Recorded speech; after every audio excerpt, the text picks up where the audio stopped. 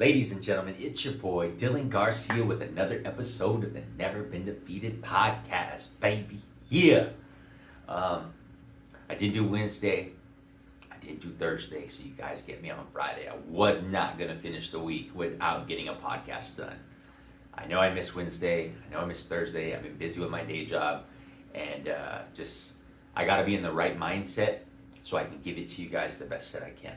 And today, I decided to do it because it was my brother's birthday. And my brother passed away March 19th this year. He was a firefighter, wildland firefighter also. He was certified as a paramedic. My brother had been in the thickness of things as a firefighter many times. And we would confide in each other and he would tell me some of the stuff that went on. And growing up with my brother, man, I was the older brother. We were 4 years and 3 months apart. My birthday was in July. His birthday was in October. So basically, when I finished high school, when I was done that following year, he was going to be a freshman. So that was our age difference. I miss my brother. I do. I want to call him. See, I just want to call him and hear his voice, talk to him. But things happen. That's life. When this happened, I said I was going to try. I told myself I trust God. I trusted God in the situation, guiding me and leading me forward. Now, it's not easy losing a sibling, man. Especially, my brother was 37 years old. I think he was 37. But as kids, I was kind of tough on him. My dad was tough as hell on me. And sometimes, I didn't really take it out on my brother, but sometimes I was frustrated. I wanted my brother to be the best that he could be. When we were young and we were playing in the streets, I wanted my brother to be the best he could be. My brother was chubby when we were growing up. He had a little panza. But he really got really insecure about that. So I think that's why he went on this crazy fitness journey, because he didn't want to be fat. And, I guess body appearance matters that much to some people. I guess it does. I guess it doesn't. But when we were kids, we played baseball. I was always rooting him on. My dad was his coach. They won all the championships. He went to All-Stars. He traveled. He did a lot of stuff with baseball. He was a really great baseball player. He was naturally a lot more naturally talented at baseball than I was. I had to do ground balls on the weekend and keep working at it. But to be honest with you, I'm kind of clumsy. And then as we got older, when I got my driver's license, I wanted to drive down to Leo Carrillo, on the way to Malibu, the beach down there called Leo Carrillo. I bought my boogie board, I bought my fins, I got everything ready so I could start boogie boarding. And I got hooked on it from high school because my buddy had the bodyboarding magazine, and I see these pictures of guys riding waves, and I'm like, oh my God, I want to do that. I was never very ocean oriented. I think I took swimming lessons. I was not the greatest swimmer. But I went after it, little by little, teaching myself how to catch waves, paddling out. And I bring my little brother with me when we were 4.5 years apart, so I bring my brother with me when we go surfing. And it was kind of like a cool thing because we just got to go together. And it was really awesome as we got older. Like, hey, you're going to be at the beach? I'm going to go check out the waves. And my brother was off and we'd surf together a couple times. I get scared of the ocean now more that I'm older than I used to. When you're young, you feel invincible. But I felt that way until I got crushed on the North Shore on the reef, And my brother, man, I brought him along everywhere. There's a story that reminds me of him. So if you went to the USC presentation in high school, they would give you tickets to the football game. And one of my friends can go, so I had 2 tickets. So who do you think I brought? I brought my younger brother to go see USC. And I went to a USC game when I was younger. And it was pretty cool experience. But to be able to do it with my brother was awesome. I always wanted my brother to be there. And I never wanted him to feel left out either. I protected him. People used to mess with him. We were a whole group of kids in this neighborhood. We all hung out together and grew up together. And I always did my best to protect my brother. And then as I got older, I went to Ventura College. I was supposed to go to West Point, the military academy. I didn't score high enough in the SAT, so that obviously wasn't God's plan. I ended up going to junior college. I wanted to get out of my parents' house as quick as possible, so I figured the fastest way I could transfer and get out of there. I wanted to get out. I wanted to get out. I wanted to start over. I wanted a fresh life, a new scenery, grow up. I was only 19 when I moved away, trying to just figure it out and going to like one of the best universities in the country. How's that? Dylan Garcia graduated from one of the best colleges in the country. You know what I'm saying? Like, dude, I'm a good guy, man. I really am a good guy. I work hard too. It's not easy. You just going to college is not easy. You don't have someone telling you to wake up. You don't have someone telling you what to do. You got to do it on your own. And even when I was at college, my brother came out and visited me with his friends. Another funny stuff. I don't know how deep I want to get into these stories, but my brother, man, I loved him, and it's his birthday today. If I could say anything to my brother, I'd say, bro, thank you. And why? Like, he's gone, but why would I say thank you? Like, thank you for teaching me when I got older. And I mean, you already purchased your house, you're already married, you're already doing these things that society expects of you. Me, I was chasing my dreams. I mean, literally, like, chasing my dreams, going after music, giving everything I got so I could do this, you know? And now I'm here. And, you know, my brother always supported me. He would go to my shows, and I would always send him new music. And I never knew this, but some of his firefighter buddies, when I got to meet them at the funeral, they were like, dude, your brother shared your music with me and this and that. And I'm like, wow, he actually listened and shared it. I didn't think he would care to listen, but he did. And that's the type of brothers we were. You know, my brother would tell me some crazy stories too when he was a wildland firefighter. He was a hot shot, like a fucking hot shot. Like that movie that they got. Man, a hot shot. That's how badass my brother was. And I looked up to him, man, because he was kicking ass. And he would call me and tell me like some of the craziest shit that would go down. You know, because he was the only Latino, Mexicano, Chicano that was on the hot shot crew. And, you know, he would tell me. He would tell me a lot of stuff. You know, and it was tough for him. It was tough. He was young, and it was tough, and he was fucking grinding and kicking ass.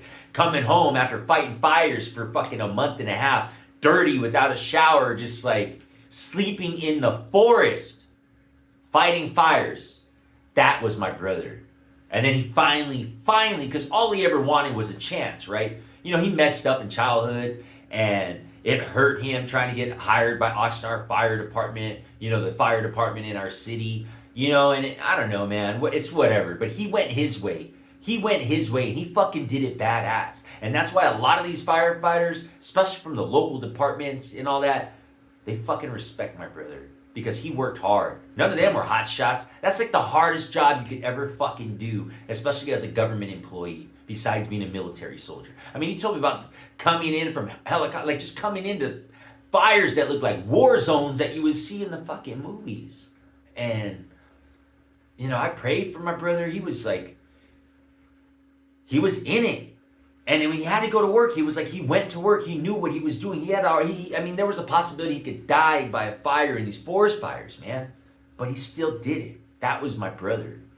You know, my brother had a lot of friends. As he got older, you know, I think he was slow to realize that we get older. And like, when you get older and have families, you don't just always go and hang out. And he still wanted to do that stuff, man. You know, he loved his son, little Frank, and Angelina, but he still wanted to party, man. You know what I mean? He still wanted to, you know, because he'd be working like shit, dude. I would want to party too if I'm working, you know, 4 days straight. Sometimes he's working 2 weeks straight, 3 weeks straight, no break, not even getting to come home, stuck in the forest, man, with a bunch of dudes and some women fighting fires, protecting our forest. That was my brother. Come home, we want to let loose a little bit. I remember this, and I'll tell this story. So, his last day at Starbucks, right? So we went out the night before, and he had work the next day. It was his last day at Starbucks. He was getting faded. We started at Pangea's. We were with my friend George and my other boy Rusty. We started at Pangea's. And I was on a sick one, man. I was grooving. I had a white suit on. I'm pop locking and shit, having a good time on the dance floor. My brother would drink these like crazy ass hardcore drinks. Like, if you ever heard of 151, you better figure out what the fuck 252 means. Because 252 is an actual drink. And he would drink it like, man, he had a lot going on inside. You know, he had a lot going on inside. Childhood was tough. You know what I mean? Childhood was tough.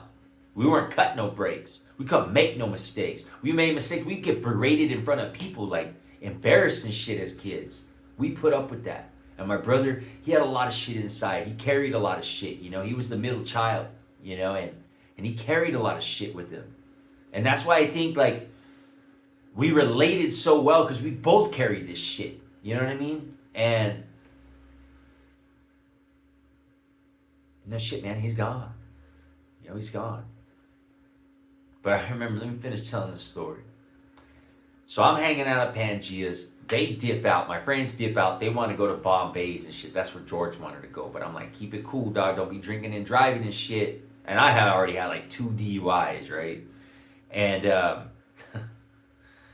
they go. They don't even let my brother in the club. They don't even let his ass in the club because he's so fucking drunk. My buddies put him in the car, laid him down in the back seat so he could fucking kind of sober up. 252s, baby. And he still has work the next day. So we're leaving. I'm telling him, hey, I'm going to take a taxi. You guys just get home safe. My brother was passed out in their back seat. George was driving. My boy Rusty was with my boy Rusty's from San Diego. He came down for a wedding with his girlfriend, but he wanted to kick it in Oxnard, so he stayed the night with me for a night. That's my boy, man. I miss you, bro. And George's like, no, I'm going to pick you up. George is on his way to come pick me up from Bombay's to Pangea's. He picks me up, and Bombay's was right on fucking Thompson, so you could take Thompson to Seaward and head back on the hard. You know what I mean? The way to get back home when you're faded and shit, drinking and driving. Well, this fool was on a sick one talking. There was cops behind us. After he picked me up, there's cops behind us. We turned on Seaward to go fucking home. Cops throw the lights, boom. Because this fool was like, man, I pay my taxes. These motherfuckers can't do shit to me. Like, it was such a fucking crazy night. Next thing I know, he pulls over to let the cops go by. They're like, boo! He pulled himself over. What a dumbass. And yeah, pay your taxes, bro. So this fool ends up getting a DUI. My brother's fucking drunk on the street now because they're going to tow the car. And my brother fucking pulls out his fucking wiener, starts taking it. I'm like, dude, the cops are right there. Calm down. He's just all on a sick one, my brother. We eventually got home at like 3 a.m. When we woke up finally, Rusty said, dude, I'm never coming to visit you in Oxnard again because shit always goes down. Come on vacation, leave my probation, baby. Oh, man, my bro. I love you, dude. Another thing is, you know, like I said, my brother carried a lot of stuff with him. You know, we carried the same stuff. Some of the stuff that he went through was some of the stuff that I went through, mentally, emotionally, spiritually, you know. And he was always the guy that I could call, talk to. He always had my back. And, you know, Frank, I know you're looking down. I know you're proud of what I'm doing. I'm working harder than ever. I appreciate you giving me that extra push. I'll always love you. I'll always love your family and be there for them. And I'll make sure everything turns out all right, bro. I mean that. I'm the one now, man. I'm the one. So I'll make sure I take care of business, bro. You guys have a great Friday, weekend. Happy Aloha Friday. This is Dylan Garcia with the Never Been Defeated podcast. I'm sorry, this is an emotional thing to talk about. But anyways, I'm just pouring out my truth, speaking my feelings. I miss you, bro. You guys have a great weekend. I'm out. I've been knocked down, but I've never been